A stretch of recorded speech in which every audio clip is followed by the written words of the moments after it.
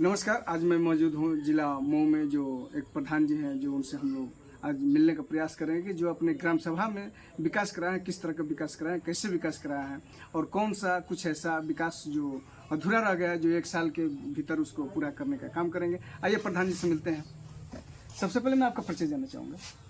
मेरा नाम भोलानाथ कनौजिया है जी ग्राम कटघरा शंकर जी का मैं वर्तमान प्रधान हूँ। जी।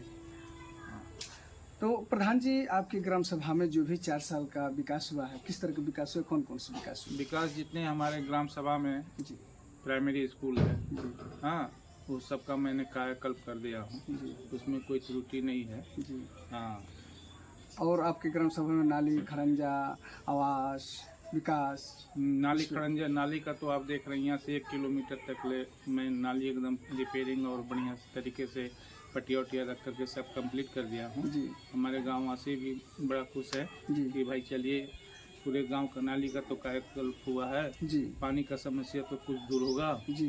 देखा जाए कि जो पंचायती राज द्वारा कुछ प्रधानों को लखनऊ में बुला करके माननीय आदित्य योगीनाथ जी के नेतृत्व में उनको सम्मान किया गया है, जिसमें हाथरस की प्रधान थी महिला, और यहाँ सन्नी प्रधान जी हैं जो लखनऊ के रहने वाले हैं।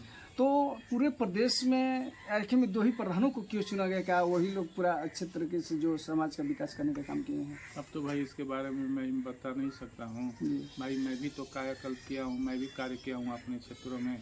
अब हमारे यहीं देख लीजिए कि स्वतंत्रता सेनानी जो थे 1947 में अपना देश आज़ाद हुआ था। 1942 में सब गोली खाते हमारे गांव के भी स्वतंत्रता सेनानी बनवारी यादव जी भी थे, वो भी मान लीजिए कि उसमें वो शहीद हुए थे।